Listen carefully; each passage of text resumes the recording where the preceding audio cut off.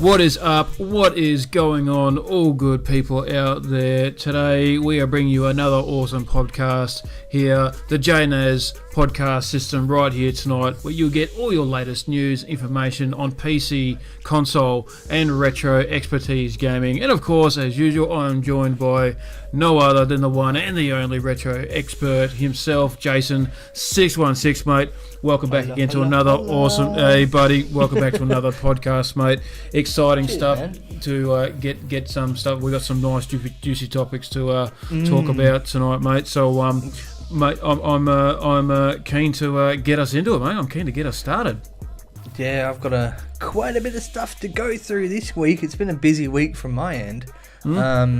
And some stuff that's flown under the radar. I did some digging and found some cool things that aren't out there in the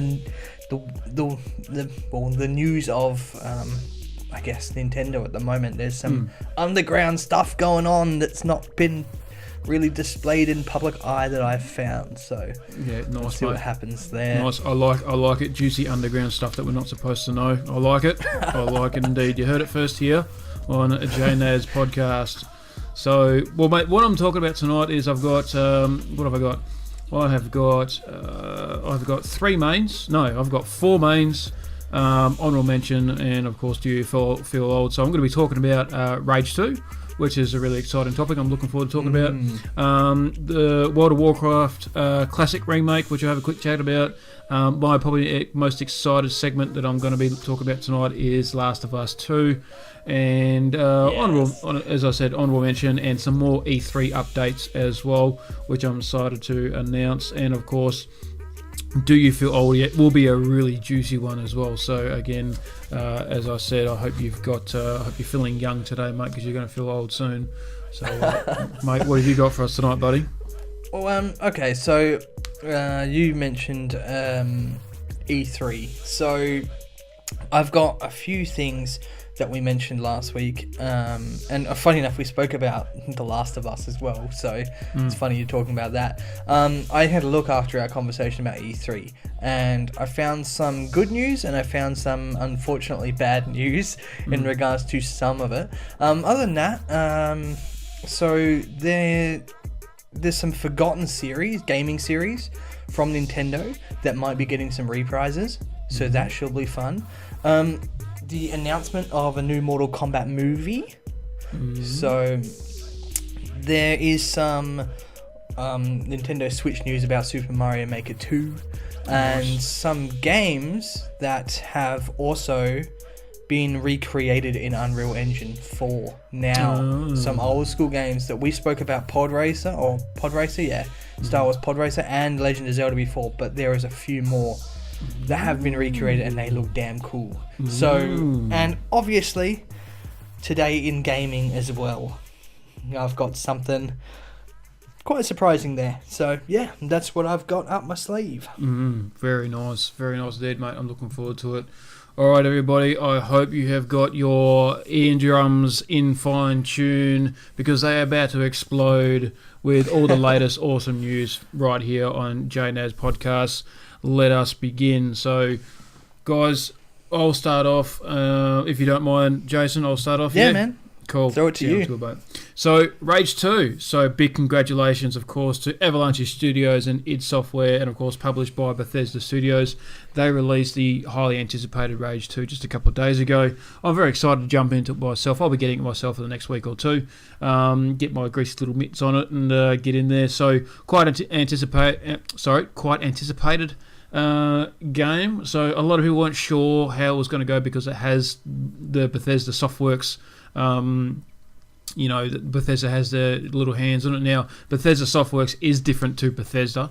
So Bethesda Softworks are just publishers. Of course, Bethesda are the developers. So, but the Bethesda didn't develop this; they just published it. So, so it seems to been they've had quite a lot of sales, and it seems to have some quite positive reviews, which is great. It's an open world first person shooter, physics based combat game. A lot of people have said that it's a lot like Doom meets Mad Max, which looks and sounds about right, which is pretty cool. The dialogue and the voice acting in it is pretty awesome, pretty second to none apparently. Hundreds of different guns. because apparently this game has the most guns of any kind of first-person shooter of its kind, but I don't know that for sure. I have to see that for myself, including the classic BFG 9000. So for those out there who aren't aware, the BFG 9000 is the biggest gun you can get in the game in the classic Doom series. It's a quick quiz for you, mate. Do you remember what BFG stands for? Oh, put me on the spot. The Big Friendly Giant. No, that's... You know it's Roald Dahl. Yeah, Roald Dahl. No, Can't remember?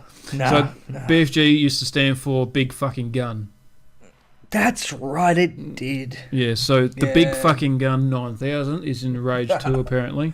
Hell yeah. So yeah, man, really cool. It looks great. I've seen some footage on it. It looks great. I've seen some really funny like voiceovers by here in Australia. We've got what's his name? Oh God, I can't remember. I've just got a brain dead moment then. No, I can't forget it. Don't worry about it. Oh, crap, forget it. But no, I've seen some really funny trailers and all that sort of stuff. The reviews are looking pretty good. Look, 6 out of 10 on Steam, which is a bit less than what I expected. But at the same time, this is Steam. That's probably just a bit of negativity because it's to do with Bethesda and all this sort of stuff. But look, 70% on Metacritic. IGN gave it an 8 out of 10 and 88% on Google rating. So, mate, the game is a good solid 7.5 ish. In my opinion, which is a really good start for a game, you know. So, and of course, on top of that, there was some questions asked about microtransactions, all that sort of stuff. Now, the director of the game basically says that they're unsure of microtransactions revenue at the moment, and at the moment there is no online. With Rage, so there's no multiplayer, there's no co-op, there's no team deathmatches or anything like that. But he says it's not traditional. There is online multiplayer, but it's not the online multiplayer that we know it. It's a social compound that is implemented into the game, but it's not your typical multiplayer. So the way I see that, the way I think it is I don't know if you've ever played like Burnout Paradise or anything like that. You know, I've never been a car racing guy. No, fair enough. I've sort of been the same. The reason why I liked Burnout was because I'm not much of a car guy. You know, I don't really like car games where they're too real. You know what I mean? I like the ones where you're supposed to go around and smash into other cars and all that sort of stuff. So see, Burnout was like that. I liked Burnout Takedown and Burnout Paradise City. They were great. And in Paradise City, that was like that. It was a social compound. So basically, there were certain parts of the track where you could time trial it and you can try and beat it, and you're real timing it. It would get updated all the time. People would beat those times, and it would display the gamer tag, what time they did it, and all that sort of stuff, and blah blah blah blah blah. You can try and beat it. There are jumps to see how high you can jump, see how far you can jump, and all this sort of stuff. So I think Rage 2 would be something like that. I reckon there might be certain parts of the map where there could be waves and waves of enemies, and you got to kill them all. There are vehicles in the game, so maybe you got to go from point A to point B. Maybe you got to go from point A to point B and blow up things on the way as well, and you got to do it in the quickest amount of time, or blow up a certain amount. I don't know. And then of course it would be updated. So, and I think Social Compound, it wouldn't be like a leaderboard because leaderboard is different to Social Compound. Social Compound, it would be constantly displayed, so you could be just driving along. And then you'll see just gamer tags just turn up. This was like on Burnout. You would just be driving along the road, and all of a sudden there's a gamer tag that you've just driven past. It's like a display sign. Such and such has done this track and blah blah blah. Drive up to it and press X to attempt. You know, stuff like that. So that's cool. So that's a pretty cool little benefit in my opinion with Rage 2. So I quite like those social compounds. It would have been nice to have it as a like an online co-op, but hey, you know, it's good to have those single player games as well. You don't have to constantly and also the screaming kids that you always get online as well. You don't have that screaming down your headphones. So I mean, that's frustrating. Exactly. Like people like us that are huge introverts, mate. We just don't have the energy to just deal with people constantly. You know, online all the time, and even then, some nights, you know, like for a while there, I was playing with a couple of good friends of mine, playing Apex Legends and all that. And we're playing just about every night, but I enjoyed playing with them and I enjoyed gaming with them, but it was also just those nights where I just wanted to play on my own. You know what I mean? So yes, I think that's with me. I mean, I feel like because I come from more of a retro background, I like just sitting on the couch with a mate as opposed to just being in a lobby with tons of people just talking over the top of you. And Yeah. I mean, I don't do much online gaming. To be fair, the only online gaming I really do is actually with you. Like, you're the only person and we barely even join up with other people playing. We normally just stick it to the two of us. So Yeah, exactly, mate. Exactly. But, mate, that's topic number 1 for me, mate. I can't wait to hear what you've got up.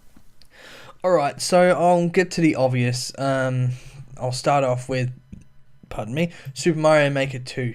They dropped this with a 15-minute deep dive video to go into some of the features of Super Mario Maker 2. So they've got some good stuff going on. Slopes are back in. There's now night mode, and even because of the success of Odyssey, they've got 3D world levels. But that isn't all. They've now also announced that they're gonna have all new building modes, even co-op, and even a story mode as well. So they are filling this thing to the brim, and I don't blame them. It hits next month, and you betcha I'm gonna get my hands on this. Oh yeah. And the return of the infamous Angry Sun. If you're a Mario fan, you'll know who the Angry Sun is. No, wouldn't have a clue. Oh, he was a complete and utter bastard. He was the sun in the sky, and then he'd just come down and attack you when he got annoyed. But they've got crazy things happening. There's going to have modes where you can change gravity, flipped environments, dark environments. Yeah, you name it, they're putting it in this. And the classic Mario Odyssey power moons. Well, when you hit the moon, it turns actually into nighttime. Vice versa. They're doing all kinds of things, man. Like they've now got like I said, 3D levels, which is something they're really upping. And they've also started They started putting like more enemies from previous games into it that have missed out. They've even got, say, the bonsai bills can now even fly at you, not from the sides, but directly towards you into the camera. They've got creepier piranha plants. Cat Mario is back. So characters from Super Mario 3D World will also be making an appearance.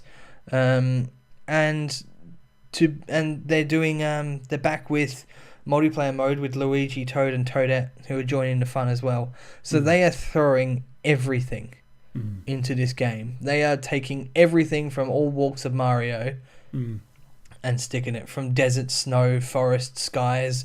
They are doing multiple backdrops, man. They are filling this thing to the brim, and it's going to be a hell of a game. But what's also happened, there in the trailer, in the background, there was a Super Nintendo logo that was put into the trailer that was discovered by fans as well. And they're left speculating on what the hell that means. Because that logo hasn't been seen, obviously, since the Super Nintendo days. Why the hell was that in the background on one of these levels in that 15-minute trailer drop or 15-minute deep dive? So people are going, what the hell does that mean? So, yeah. And that news is only in 2 hours ago, man. That is fresh. So, yeah, don't know what that's doing lurking around in the backdrops of that game specifically. But I guess when it drops in June, it will be good to know. But I'm definitely going to get my hands on that, and that is going to be it's going to be great. So, yeah, that should be fun. And I don't know, have you ever played Super Mario Maker? No, I haven't, because I haven't owned any sort of Nintendo compound since probably not long after the Nintendo Wii came out. I owned a Nintendo Wii for a handful of months, and then I got rid of it back in like 2008, 2009. So like over 10 years ago was the last time I touched a Nintendo. Well, I didn't actually get Mario Maker. Funny enough, I'm a big Mario fan. I never got the Wii U. I kind of just never got it. Probably because I was poor as hell at that point in time. Nothing much has changed now, but I never actually played it, and I was kicking myself for never doing it. But this one, I've got myself a Switch, and I'm gonna get my hands on that. It's gonna be freaking cool. Yeah, man. So I've got to tell you that because I'm a big fan of Dashi Games, and he was live streaming his reaction to the trailer, and I managed to catch most of it, and it looks awesome. The concepts that they've brought in looks great, and of course, what's blown me away the most was the multiplayer concept, and what I saw was that there can be like 4 of you trying to complete the course yourselves, and you're sort of cooperating with each other, but you're sort of racing each other as well. And when it comes to like the final boss, you sort of help each other to try and kill the final boss, but then one of you can like jump ahead and take out the axe right at the end or whatever, and all this sort of stuff. So it's yeah, man. I mean, that's really, really cool, and I'm looking forward to watching some of my favorite, because I do watch a lot of Super Mario Maker on YouTube, believe it or not, from Dashi and a couple others that do it as well, because it's quite funny to watch people rage on that game, which is hilarious, especially when they try and attempt to do the Kaizo levels, which is just insane. So yeah. So mate, I'd be looking forward to seeing you put it up on your channel, play once a week or something like that, chuck it on your channel. I'd watch that every week, mate, because it just looks interesting as hell. Yeah, I know, and some of the courses that people make in that game are fucking unreal. Yeah, you know, right. And how people even complete half of those courses is unreal. Yeah. But look, to be honest, I'll definitely be grabbing it. I haven't even put any Switch footage up on my channel. Do it. Yeah. I've gone and unlocked everyone in Smash the authentic way. I didn't cheat the system. I unlocked every single damn one of those motherfuckers. 60 something characters. But so I definitely should put some Smash up, because that is a damn cool game, and when Mario Maker comes in, I'll do that as well.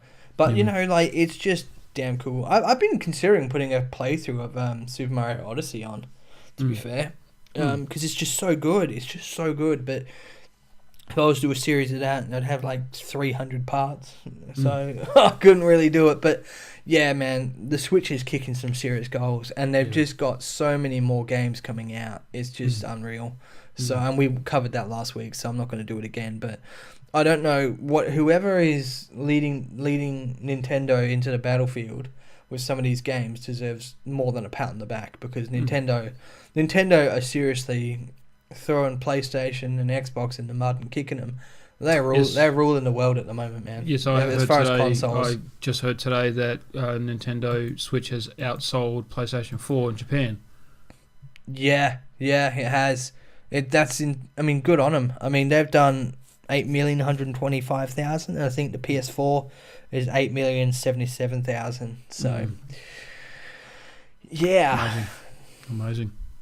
It's really cool, and good on them. Good on them, man. 100%. Well, that's enough of Super Mario Maker. I'll throw it back to you, man, because I'll get carried away talking about the Switch forever.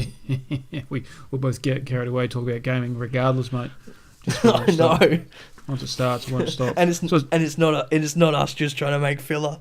It's not. I say it all the time. People away. start. It's me all the time. Gaming and Muay Thai happens all the time. People start talking to me about gaming. I say to look, mate, I don't want to talk about gaming. He said, why not? I said, because I won't stop talking about gaming. So yeah, I feel like I'm going to start boring people, and I don't want to bore people. Exactly, that and Muay Thai, same thing. As people start asking me about Muay Thai and all that sort of stuff, and as soon as I start, I don't stop. Oh, can you show me a couple of things? Oh, I shouldn't really. Why? Because I won't fucking stop. That's why. So, so it's just one of those things. All right, mate. So I'm going to continue on to my topic number 2. So, The Last of Us Part 2. Very happy to see that it's been announced. But not officially announced, but it's been rumoured by gaming social commentators that Last of Us 2 is in its final stages of development. Man.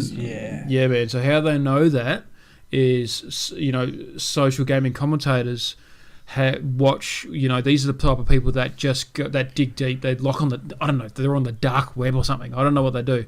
But these are the people, when you see sources from GameStop say that this gaming company is hiring this amount of people to start development on this at this studio and all this sort of stuff. It's like, where do they get their information from?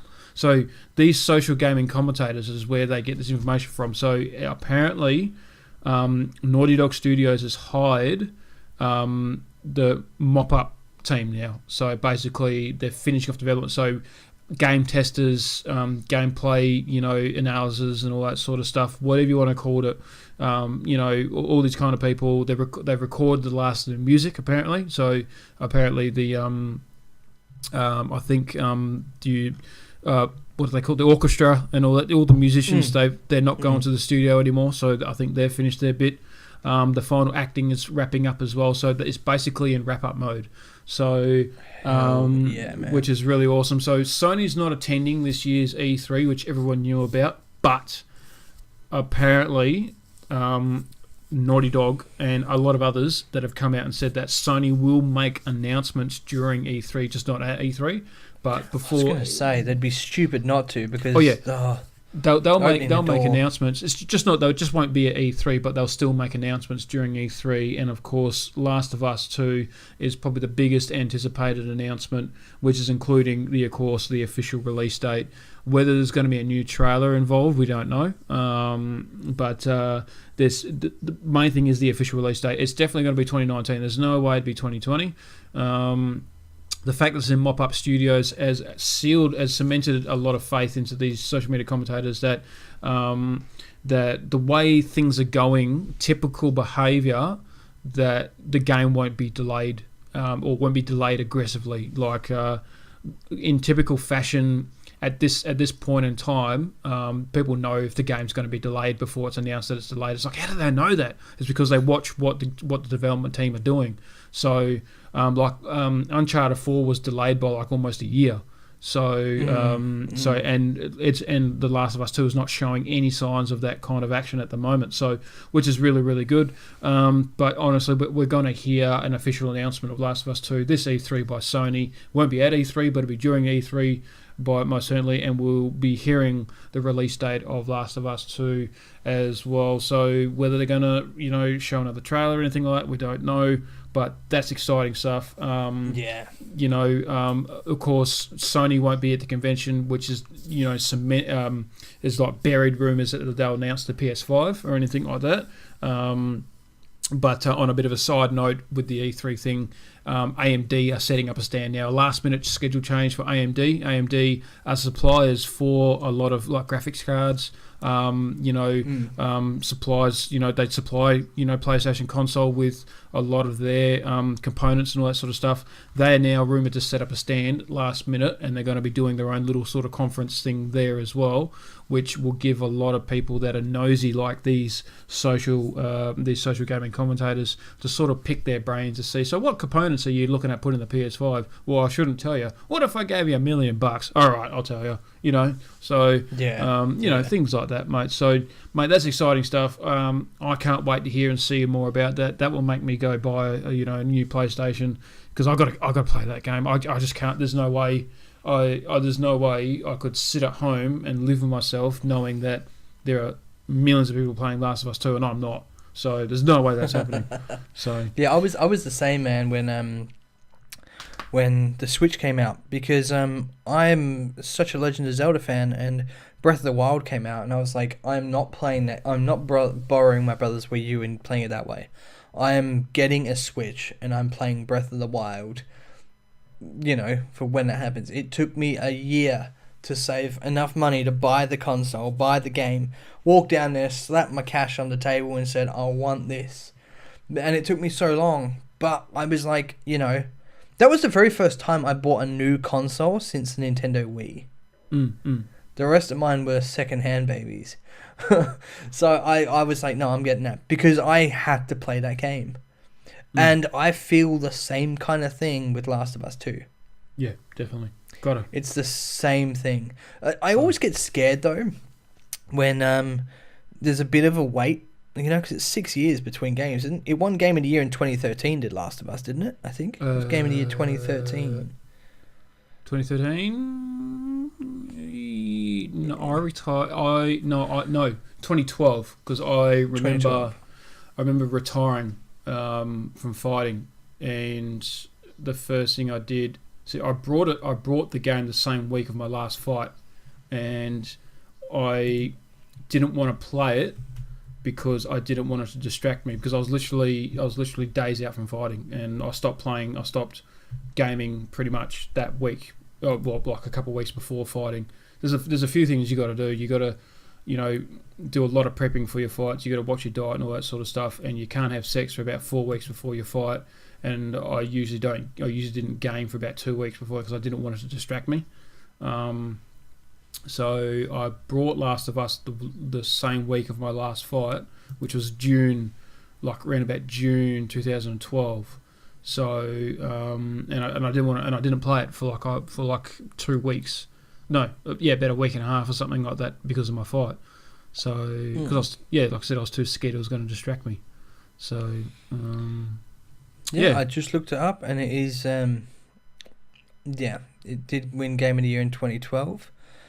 And it won a ton of stuff all the way through to 2013 as well. There you go. So it was winning awards for 2 years, man. But do you get scared sometimes that they've waited so long between games that they're going to ruin it? Yeah, I know what you mean. They forget they forget what made the first game so good. And just because of its popularity, they'll spit out a sequel, but not put enough effort into it. It's just a money-making machine, and I get scared sometimes that that's the case. Yeah, I know what you mean. But I know what you mean. Anyway, I have faith in it. Yeah, definitely, mate. Definitely, buddy. But that's topic number 2 for me, mate. What else have you got for me, buddy? All right, cool. So I'm going to talk about some forgotten game series from the world of Nintendo that may be coming back. And like I said, the Switch are doing good things. It's about time they turned to some of these forgotten series, man. First of all, you mentioned about the possibility of another Star Fox game. We mentioned that was an announcement at E3. Yes. Here's the bad news. That might be true, but I think it is a racing game, which is what I feared. Yeah. So that's got me quite sad, because I was like, I hope it's not a racing game, but unfortunately it looks like it might be a racing game. So that is bad news. But there is some better news, because when we talk about racing, a series that really needs a reprise could be coming back, and that is F-Zero. Oh, that's interesting. F-Zero might be coming back.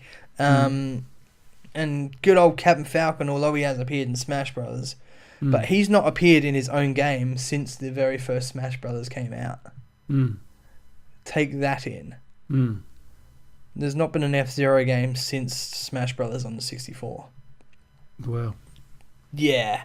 So they did say there was a GameCube entry, but I don't know how authentic it really was. I think, it flopped. I think it lost a lot of its touch and wasn't too much like F-Zero.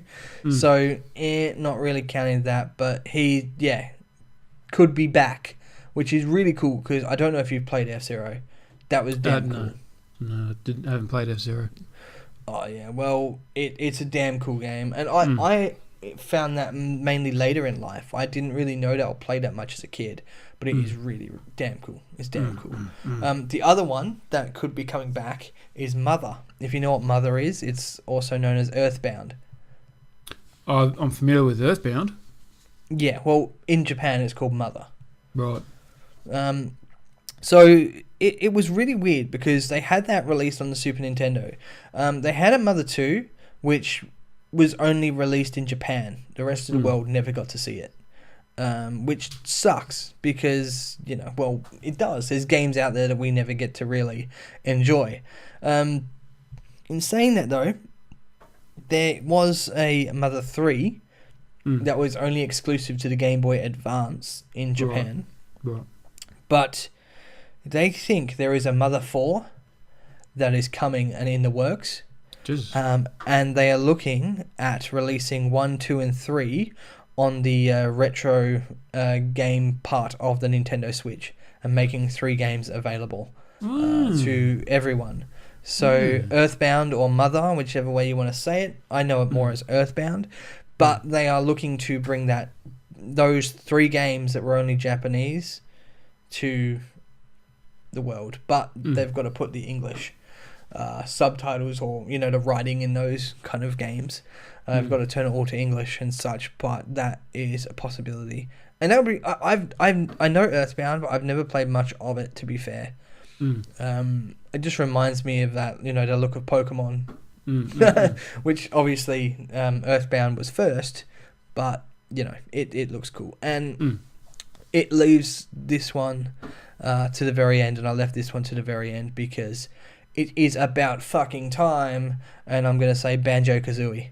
Oh, interesting. Yes, yeah. So there was talks about Banjo and Kazooie being Smash Brothers DLCs, and it looks like they are leaning towards doing that, and it is going to be to tease an upcoming game. Right. Holy damn, that would be damn cool, because that was one of the best 64 games. And so they're going to do a remaster, or is it going to be like another, just an addition to the series? I think they're doing a completely new game. It's not a remaster. It's not anything.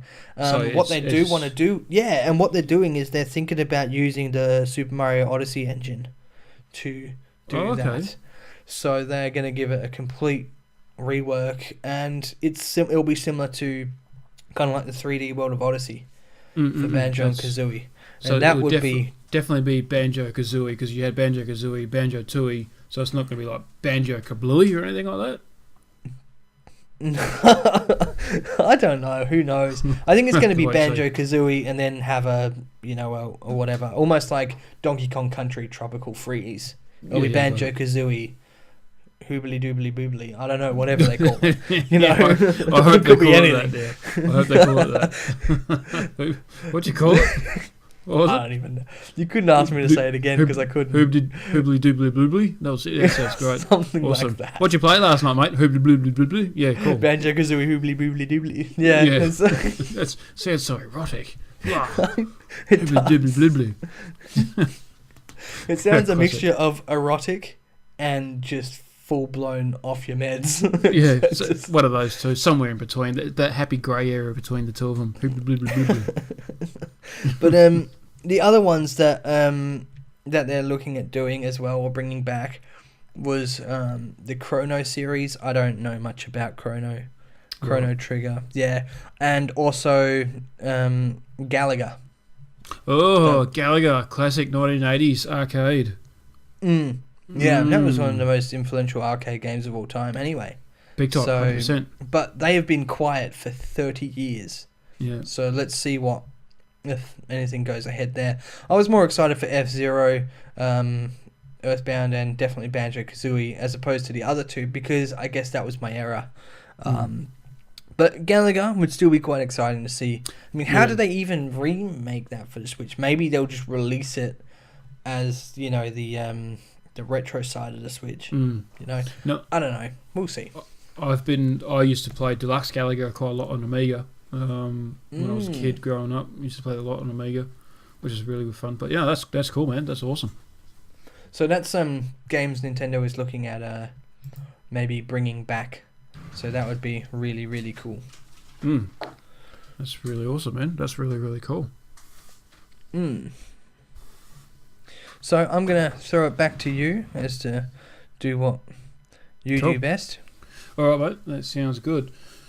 All right, so my next topic of agenda is, of course, announced recently, was the World of Warcraft Classic release date. So they're remaking the original World of Warcraft Classic, and it's announced that it will be released on August 27th this year, and it is currently it's literally just yesterday, well today initially, in America, North America and all that sort of stuff. It's now gone into closed beta. You can organise an invite if you want to by following certain links and all that sort of stuff. But basically, that's really interesting. I mean, World of Warcraft is arguably the most influential game of the MMO era of our kind. So released in 2004.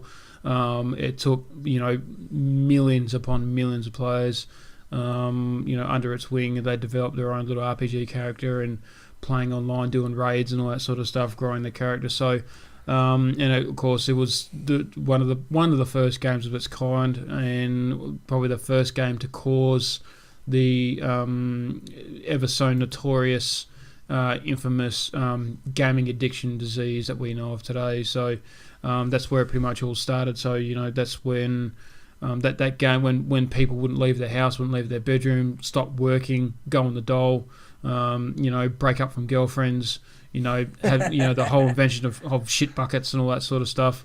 That whole gamer stereotype really sort of came into light a lot more thanks to World of Warcraft. So, were you a big World of Warcraft player, or were you what do they call it? That's role playing games, I suppose, is the way. Did you ever get into role playing games and World of Warcraft and what's some of the other ones? Is it League of Legends? Might be another one. Yeah, League and all that. Diablo. Good question. No, not exactly. Because for a long time, I usually only played on consoles, and my cousin was a PC gamer. It's a bit hard to explain in the podcast. It's something that I'll have to explain to you in person, but. My cousin, who's one of my best friends, love him to death. Him and I are basically the exact same person, except he's about 5.5 years older than me. He'll probably listen to this podcast tonight. Big shout out to you. He's always got about a million different names. He changes his gamer tag all the time. Vagrant is what he's now known as, so he's changed his name to Vagrant. Big shout out to Vagrant if you're listening, mate. So I used to go to his place every week without fail, like on the weekends, and spend like the whole entire weekend there just gaming and just talk about gaming and all that sort of stuff. And he had a PC, and he's always been a PC gamer at heart. He switched to consoles when the PlayStation 2. He had a PlayStation 1 when I was growing up. He had a PlayStation 1 and an Amiga, and Sega Dreamcast and Sega Saturn and all that sort of stuff, and by Nintendo 64, but he was always into Amiga. Amiga was his big thing, and that was his main source of gaming. And then consoles started developing, especially the PlayStation 2.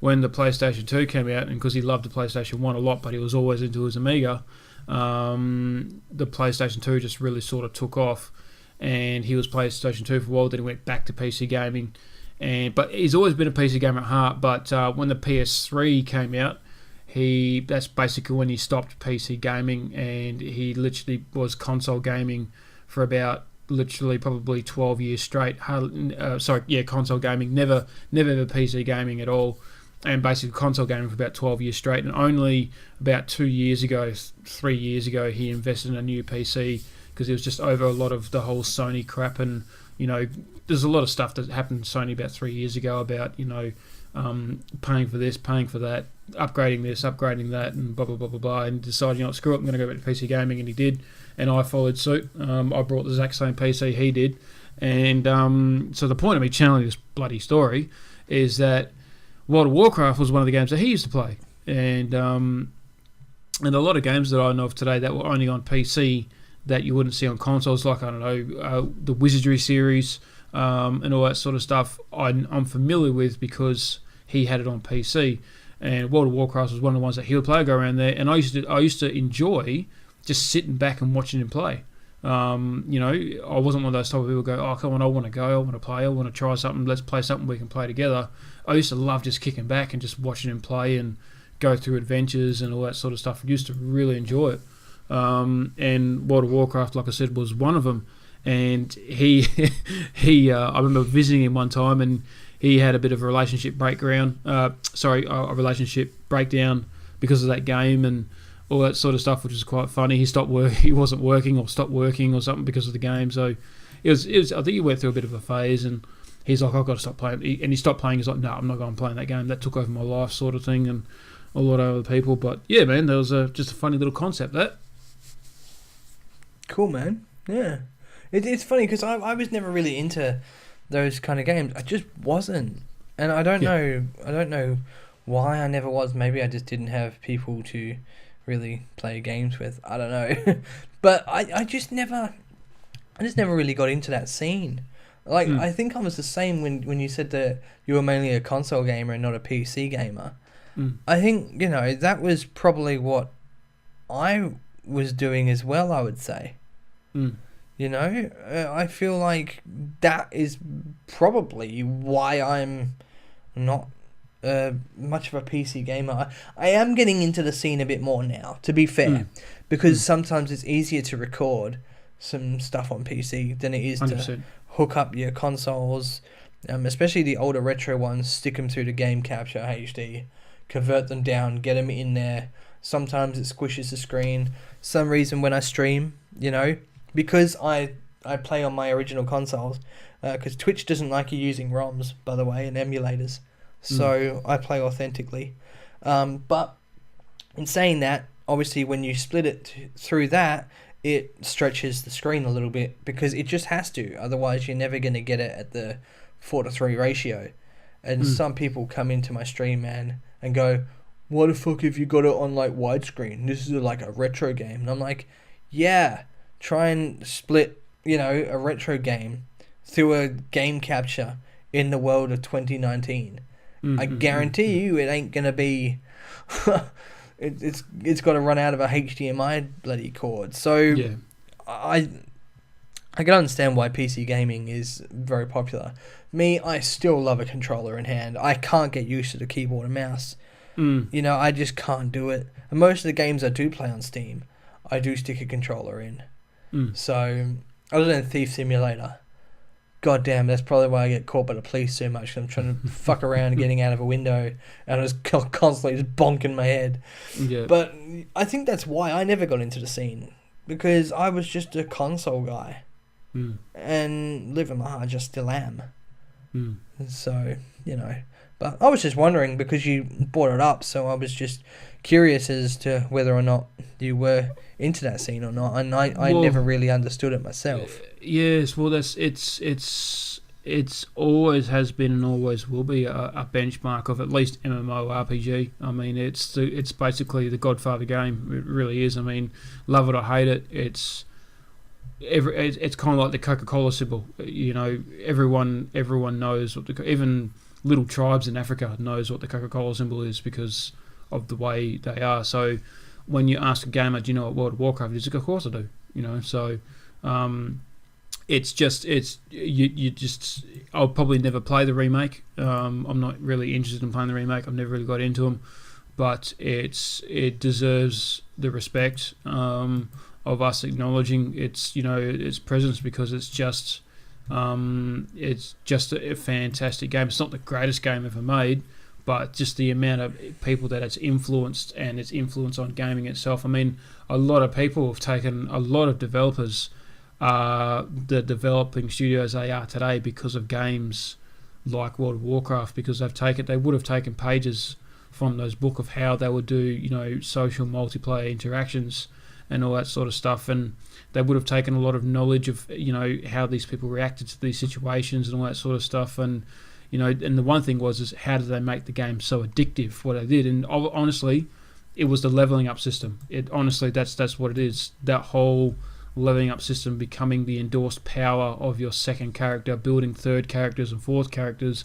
doing raids, succeeding, great success, you know, getting rewarded for it, and all that sort of stuff. So that's what I mean. So World of Warcraft, in my opinion, was the first of that kind of upgrade reward system that we know of today, and a lot of studios would have taken note from that into their own multiplayer versions of their games to make people keep coming back the next day and playing the game. Why would I want to keep playing this game? Because every time I play it, I'll update, get better, upgrade, develop, my character will level up, blah blah blah blah blah, and I'll feel like I really am this character and I want to build it up and feel superior for whatever reason, you know what I mean? So, yeah, man, World of Warcraft is basically one of the greatest games of all time for many, many reasons. So that's, yeah, man. Well, cool, man. Yeah, man. But that's my topic. Topic number 3, mate. Over to you, buddy. What else have you got for me, man? All right, cool. So I spoke about Unreal Engine at the start of this. I said I was going to cover off, man. If people don't know what Unreal Engine is, it's, I guess you can go in there and recreate. You can create new games, and a lot of games even nowadays use Unreal. You know, I couldn't name a list of them off the top of my head, but it's people are taking old games from, whether it's 64, and it's probably not going to go further back than 64. So you would think, because that was the first 3D world kind of layout they had, and they've taken old games and mapped them into newer games. And we mentioned Ocarina of Time has done it before. I think in our very first podcast I mentioned that. And then Star Wars Pod Racer had been announced in Unreal Engine. And by the way, dude, I've played that now. I got a copy of Pod Racer and I've played it. It is really, really cool. It's sweet. Nice. There's some more, and some really freaking exciting ones. And I'm going to start off by this one. Ghosts and Goblins. Ooh. And that is probably a really surprising one because, that was NES. And then you had Super Ghouls and Ghosts on the Super Nintendo. Oh boy, was that game fucking hard. And not only was it hard, when you complete it, it goes, oh, now you need to do it in hard mode and go through the whole thing all over again. It's such a slap in the face. But, yeah, it's been recreated in Unreal Engine 4. And, dude, it looks fucking creepy. Yeah.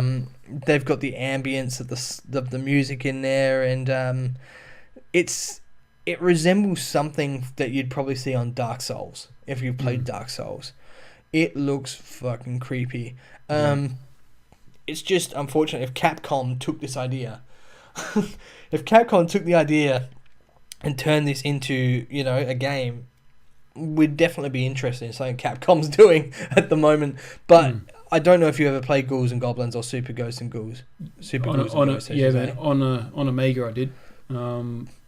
Ghouls and Goblins, and the sequel in the early 90s was Ghouls and Ghost. It was Ghost and Goblins, I think, or something like that. Ghost and Goblins is the one that they've done. Yeah. Okay. Right. Yeah. And dude, it looks insane. It's it starts by walking into these creepy graveyard gates that open up, and it's just that blue shine of the moon going through the trees. It looks a treat. It looks an absolute treat. And, talking about a series of where the hell they've been. Where the hell's that been?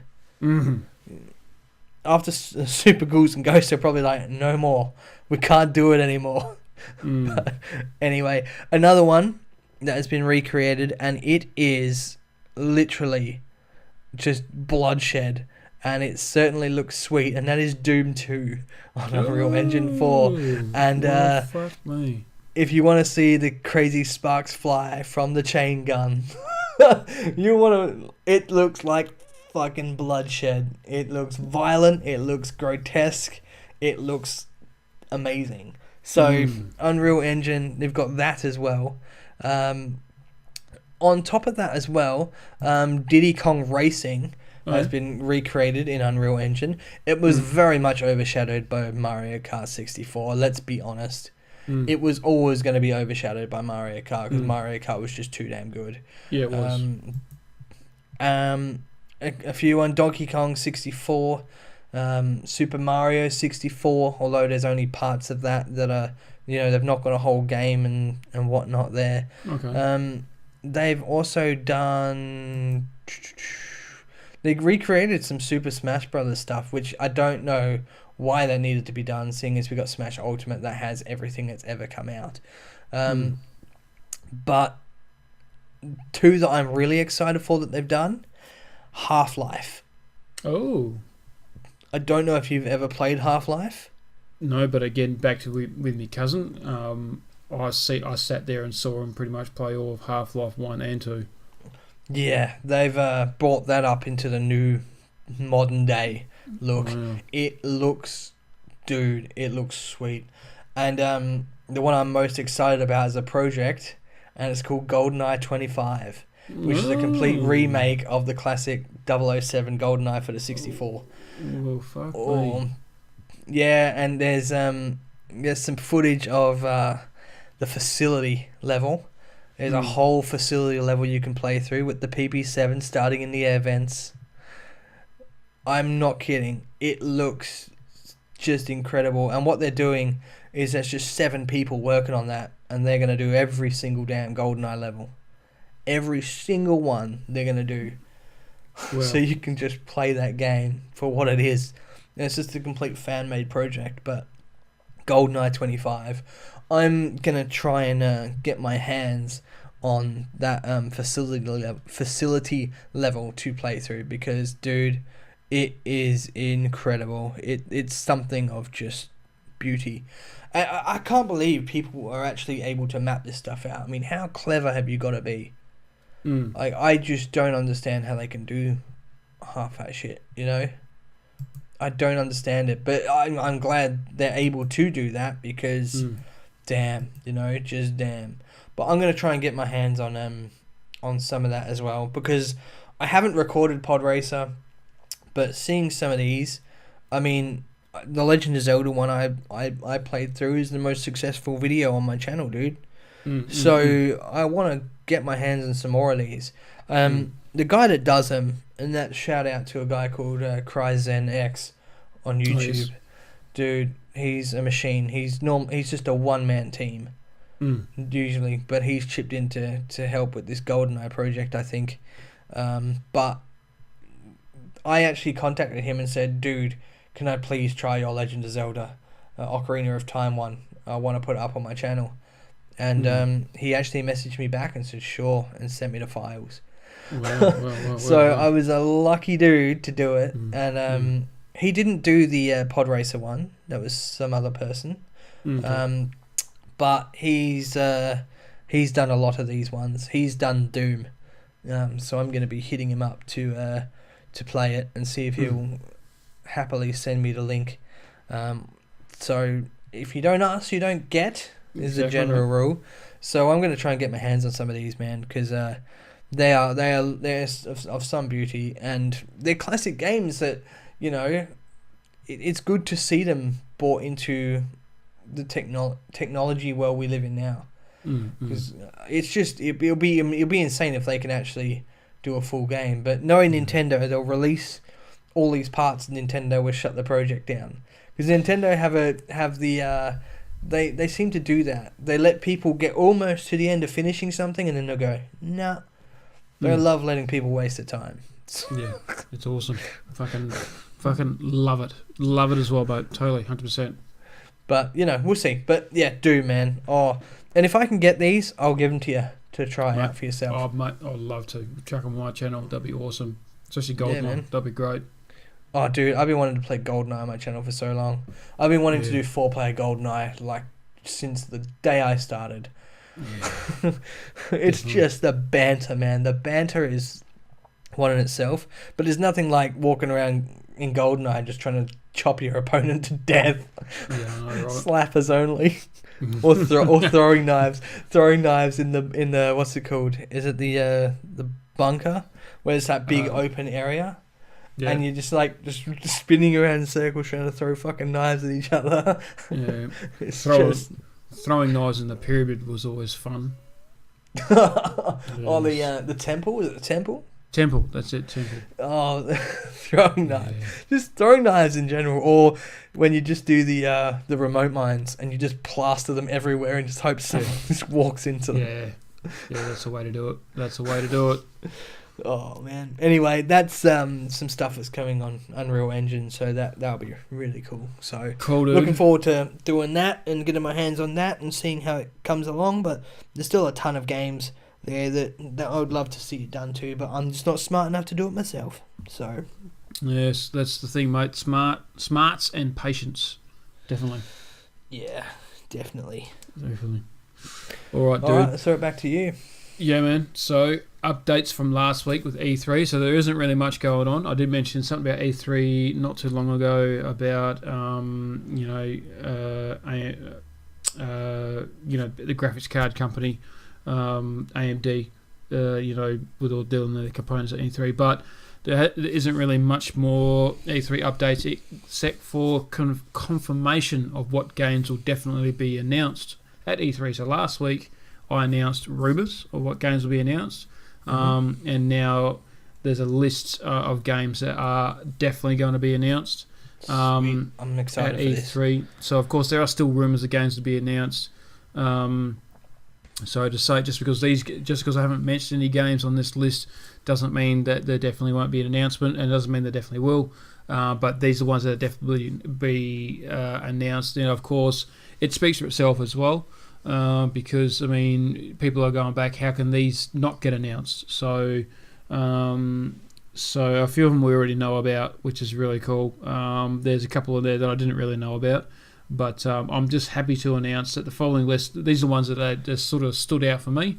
But I'm happy to announce these that are definitely going to be announced with, confirmed release dates, possibly trailers and all that sort of stuff as well. But that's the thing I would like to hear when these games are coming out. So, of course, the big one, probably the biggest game, and I'm calling it now, it's going to be Game of the Year by far, and that's Cyberpunk 2077. That's going to be officially announced at E3. Doom Eternal, we knew that was going to be announced as well. Yep. Dying Light 2 as well. FIFA 20, which is, of course, no bloody surprise. It's like someone tell me that FIFA is going to get announced at E3. It's like someone telling me the sun's hot. You know what I mean? It's like, yeah, righto. No worries, man. The sun's hot. Yeah, no worries, by man. the way, Dying Light 2, I'm excited for that. I'm a big Dying Light fan. Yeah, man. Yeah. Love Dying Light. That was a damn good story as well. And it's, have you played Dying Light? No, I haven't. Oh, dude. Like some of the shit you go through there. That's actually 2-player co-op online. That's something we should do. Oh, it's just, man. They, and you know how you said there was a game you mentioned earlier, Rage 2, that they're throwing the old big fucking gun into the game. Yeah. Dying Light had some cameo weapons as well. You had the fucking Excalibur. You had to swim out to like a random rock island in the middle of the ocean, and there was a dead body with the Excalibur just stuck through him, and you had to pull it out of the stone, and you could walk around and chop zombies up with the Excalibur. Yeah, it's insane. Maybe Dying Light might be something we can look into, mate. Because I wanted to play Dying Light and I wanted to play multiplayer. Maybe it's something that we can do, man. That sounds pretty good. Yeah, man, Dying Light would be fun. So, yeah, there you go. So, I just wanted to throw up Dying Light there because I'm a big fan of Dying Light. It was really good. So that might be something. Yeah, that might be something we might have to do. So, that might be something we have to do. But yeah, we'll talk a bit more about that off air, I think. Yeah, so, we will. Yeah. All right, cool, go back to your list. Sorry, I rudely interrupted. No, mate, I love it. Don't get me wrong, mate. I absolutely love it. I love all the info. It's all good, buddy. So FIFA 20, yeah, great. That's awesome. I love that. Final Fantasy 7 remake, which is quite anticipated. Halo Infinite. Star Wars Jedi Fallen Order, which we knew would get announced, but waiting for an official date will be pretty cool as well. Of course, everyone knows about this one. Tom Clancy's Ghost Recon Breakpoint and World Rally Championship 8. So these are all confirmed, most likely having release dates as well. But, mate, that was my fourth and final topic. I've just got my honourable mentions and Do You Feel Old Yet? So, mate, you got anything else that you want to add in for today's podcast, buddy? I do, and it's my last topic as well, and that is the announcement of a new Mortal Kombat movie. Yes. So, a reboot has been given the green light, and it is happening. Nice. I am nervous for this, because I feel like movies these days, there is not a good, and you would notice, you know Muay Thai, and I've come from a martial arts and wrestling background. Movies these days, they overdo it with special effects. There is no such thing as just a normal, what a fight scene should be. So you kick this person, they fly all over the goddamn place. So this needs to show a proper fight scene, this movie, because I mean, the first Mortal Kombat movie was okay. Mortal Kombat Annihilation, it was just how many people can we cram into the cast. It was pretty piss poor. I don't know if you've ever seen it. They need something special with this one. Good. I'm not much of a movie buff kind of guy. It's not my scene, so I can't believe I'm talking about a movie here. But it's going to be shot here in Australia. In Adelaide, isn't it? Yeah, it's in South Australia, Adelaide, yeah. So the producer is James Wan. If you don't know who James Wan is, he's the guy that did Saw. Right. So, if, it might get the authentic Mortal Kombat violence that was lacking in movies. But, we'll see what happens. And, they're looking for proper martial artists and people, more martial artists than actors, so to speak. But it's early days now. It's been given the green light as of yesterday. So not much has been said on it. There's no actors or anyone that's been put up to the plate. They've just said Mortal Kombat is given a green light for a movie, so it will be on the big screens, they're thinking, by the end of 2020. So we've got a long way to go yet, but I'm skeptical as much as I am excited, because some video game movies transfer over, some don't. I hold all my faith in Sonic. Yeah, man, I know. But let's see what happens with MK. And, we've got the guy that did the Saw franchise working on it. We might get some proper violence that Mortal Kombat deserves. So we'll see what happens. Yeah, man. So, sure. That was just a quick little thing that, that was my last topic. It was just a quick little bit of news there, but still exciting nonetheless. So that is, mate. That is pretty cool, man. Back to you for your honourable mentions, and I might speak of an honourable mention as well at the end. Just something that I've been doing recently that I might just throw up. I've found a new love for something. Yeah. So, cool, man. Yeah, so go for it, man. I'll throw it to you. Right. Cool, man. So my honourable mention is basically the Steam Summer Sale. So once a year, the Steam Summer Sale, Steam has a sale where games are like 80-90% off. So you can literally buy the most expensive games for like $5. So it's rumored that people save their money all year and just wait for this summer sale. And they just fill up their gaming library. I've still got games in my gaming library that I brought last year's summer sale that I still haven't got around to playing yet. So this is what you do. It was about that time that last year of the summer sales, I actually became a PC gamer. Yeah. Embarrassing to say.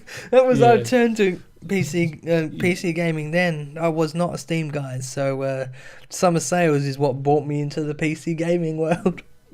Yeah, exactly. And I'm excited about it. So, it's a good marketing strategy. It's a good marketing tactic, I should say, by Valve to not start advertising when they're going to do these sales, not for about a week until out from when they do it. So they've leaked the rumor of when the release dates will be. So that they reckon the Steam sale will start somewhere between the 21st of June and the 23rd of June, but you won't know until about 5 days out from the actual Steam sale. And it's a good thing they do that, because imagine being told now that it's definitely going to be the 21st or the 23rd or something like that. You won't buy a game at all from Steam over the next 4 weeks. So because there's going to be a sale and everything, and the game you just brought will be $5, and you just spent $100 on the game. So. Dying but light. the most, yeah, man. Well, exactly. I was just thinking that. It's funny. That's what I mean. It's funny you say that. We'll talk about it a bit more off air, some other time. But yeah, man, it's a whole bunch of games, and this is what I was talking about. So like all those games that we just put in our wish list, they'll all go on special with 90% off. So, but probably the biggest thing about this one is that Epic Games, being the pain in the ass that they are going to hold their own little sale. So it's going to be Epic Games first. They're going to call it the Epic Mega Sale, apparently, and it's going to hold their first midsummer sale of their own kind, where all their games are going to be like 90% off as well. So that made a very interesting little thing, because that will make me very intrigued to go to the Epic store to see what they've got for sale and for cheap, and compared to Steam and all that sort of stuff. So, I mean, if you think about it, because they're going direct competition with Epic, Epic's going to direct competition with Steam, they're going to have to do something like that if you think about it. So, but apart from that, that little honourable mention, and of course, my Do You Feel Old Yet? Are you ready, buddy? Are you ready to feel old? All right, hit me with it. GTA Vice City was released this week. in May 2003, 16 years ago. Wow, that's crazy. Yeah, man. That is GTA actually crazy. Yeah, man. GTA Vice City. So, yeah. What the hell? Yeah, man. That is crazy. Oh, man. Good old Vice City. I've actually got Vice City on the PS4, funny enough. Like, I actually have it on the PS4 because there was a bundle back like a year or two ago, and it was $26, and you got GTA 3, Vice City, and San Andreas for $26. So I was like, hells yeah. So that's what I did. But yeah, man, GTA is still good. It's still so popular as well. GTA 5 is crazy what they're doing now with all the cars and stuff. But man, Vice City, I think, is what got me hooked on GTA. I think Vice City was the one that made me go, all right, yeah, hell yeah, I'm in for this franchise. San Andreas was really fucking good as well. Probably a better story, but Vice City was the nail in the coffin to me of get every GTA game that comes out from this point. Man, that's crazy. 2003. 16 years ago, mate. Oh, I feel old. When you think about it, like 16 years ago, it's questionable whether I should have been playing it or not. As long as mum doesn't know, you just turn it off when she comes in. Here's the worst thing: is my mum bought me the game. Yeah, classic. Go, mum! Really you rock. Yeah. Only if only she knew that I was taking down drug cartels. Yeah. I was a hero in my own right. But all right. I was gonna throw a little shout out to a new love. I put on my NES for the first time in a long time 2 days ago. Nice. And I'm hooked on Battletoads. Yep. I'll admit, I'm hooked on Battletoads. I recorded a video for my channel, man, but I've been playing that off channel for about... I put it on 2 days ago, and for the past 2 days, I think I've played it for at least 8 hours. Yeah, man. That was a great game. I'm hooked on Battletoads. I need a game to distract me from Battletoads. I'm even having dreams about freaking Battletoads. It's just... I need help. So, yeah, if you could think of a game that you could tell me that would be a nice one to play so I can stop thinking about toads in my dream, please let me know. And let me know in the comment section below. What games should I be playing? Because I reckon Teenage Mutant Ninja Turtles, the platform one. On the NES, I've got the cartridge. Yeah. Oh, no. That was a great game. I'm trying to get my hands on Turtles in Time on the SNES as well. That was a damn good game. It's probably the best beat 'em up ever, but that cartridge is $150. Mate, the arcade. I love the arcade of that. It was bright and colourful. You could play 4-player. All the buttons that the arcade, it was angled around. It was like a half semicircle, sort of half, octagon sort of thing. So, Leonardo was on the far left and Donatello was on the far right. If you were one of those, you were sort of on an angle to the screen. It's only like Michelangelo and Raphael were in the middle or something like that. Yeah. So, it's funny how I remember that. It was Leonardo, Raphael, Michelangelo, Donatello. To remember how I remember that order, that's how often I used to play that fucking arcade game. It was great. I loved it. All right. Game. I'm going to count to 3. After 3, say your favourite Ninja Turtle. All right, let's see who we both got. All right? All right, ready? Yep. 3, 2, 1. Michelangelo. Yeah, Raph for me, Mikey for you. Yeah. Mikey, I think everyone leans towards Mikey because he was just like the cool dude. See, I started watching Ninja Turtles when I was like 3 or 4 because they came out and like they started as a comic in 1984, and then the television series was like came out in 1987 or 88 or something like that. So I started watching the Ninja Turtles on cartoon. I thought they were brilliant because I was right into because I loved martial arts ever since I was a little kid, and the fact that they were like fighting and beating up bad guys and all that sort of stuff, I thought it was brilliant. And I liked Michelangelo. Because my name was Michael and his name was Michael. So and he was the king of the nunchucks. Yeah, exactly. He loved his nunchucks, which is the same as Bruce Lee. So he used nunchucks just like Bruce Lee did. His name was Michael. My name was Michelangelo. And I thought this was absolutely brilliant. And as a kid, when someone or something has your something on TV has the same name as you're like, whoa, when you're like 4 years old. So, Michelangelo by far. So, and still to this day, everyone just loves Michelangelo. So, just classic. Yeah, I liked, I think, as well, fun fact, I actually know how to use nunchucks myself. I've actually used them. I actually did a martial arts demonstration when I was 10 years old. And it was a weapons demonstration. It's 10-year-old me learning to use nunchucks. And what we did is we stuck glow sticks in these see-through nunchucks, and they were full of plastic, and they were heavy as fuck. And we turned all the lights out and did a demonstration completely in the dark. And we all did like the different colors in them, so it was just like this freaking light show. There's one thing of using nunchucks. There's another thing of doing it in pitch black dark. Didn't you put that up on your reaction? I did. Like a reaction thing. Yes, I saw it. Yeah, reacts to me. Yeah. That was it was.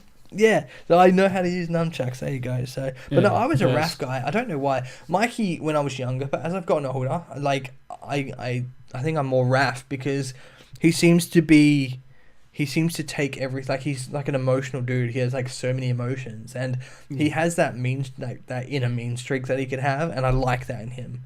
Yeah. Plus, he had some pretty cool daggers. Well, the law of it is that Raphael is extremely jealous of Leonardo because Splinter put Leonardo in charge, and Raph Raph thinks that he should be in charge, but obviously Splinter knows that to win a fight you need to think. You need. He had the most to learn. But Mikey was the most kid-like. So when I was younger, I think that's why you adapted to Mikey because he was the Joker, really. Yeah. Yeah, exactly. There's that as well. I mean, it wasn't the whole cowbunga and skateboard and stuff. It was just the fact that nunchucks, Michelangelo, and he just said some funny stuff. So, which is pretty funny. But so does Donatello. Donatello says some funny stuff as well. But Donnie's the definitely the one to watch though because he's very underrated, Donnie. But big time. But it's funny because they're mutant turtles that live in the sewer that like pizza that are named after painters. I mean, who the hell was high? Who the hell was I? Right in that. But all right then. So to finish it off, this today in video game history. You ready for this one? All right, do it. 2005. Mm-hmm. So 14 years ago. Mm. The Sony PlayStation 3 was revealed. Revealed. It didn't get released. It said this is coming in 2005. So it was going to be called the greatest supercomputer ever in computer entertainment is what it was classed as. But they announced the PlayStation 3. So it's funny you say Vice City on the PS2 came out 2 years prior. 2 years after that, they announced the PlayStation 3. Yeah. There you go. So that's what happened today in video game history. Very nice, mate. Very nice. I think that sums up the podcast. Beautiful, mate. So, mate, if it's all right with you, buddy, let's wrap it up, eh? Let's wrap it up like a nice tight burrito. Yeah, nice tight burrito with extra cheese and no salad because I hate salad. Salad ruins everything. You don't win friends with salad. It's just no. Throw some extra onions in there and double meat, and then you're happy. Don't forget the cheese. Oh, obviously cheese. Barbecue sauce, tomato sauce, or garlic aioli. I'm a barbecue guy, although I do like garlic. But if I was to go meat, I think I would stick pork. I'd be a pork man, I think. Oh, yeah. I think a pork man. Yeah. I mean, I'll eat anything, any meat that's put in front of me. So nice. I'm not picky, but yeah, I'll go pork.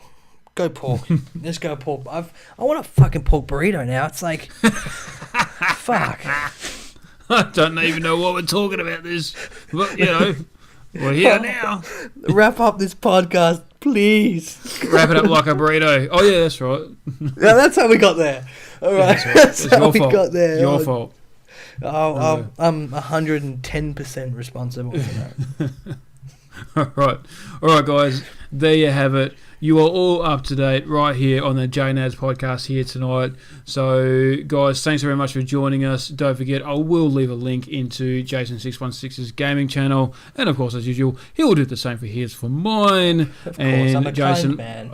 Absolutely. Jason, I appreciate you joining me tonight once again. No worries, man. Great to hear the side of Nintendo and Retro World all coming together. Exciting stuff. So, guys, as I said, as of now, you're all up to date with the latest PC, console, gaming, retro, and Nintendo news. Looking forward to seeing you all next week for the latest updates as well. Take it easy and bye. And we'll catch you next time. I'm off to get a 10 p.m. burrito. All right. Let's go. You do that. Bye. Bye.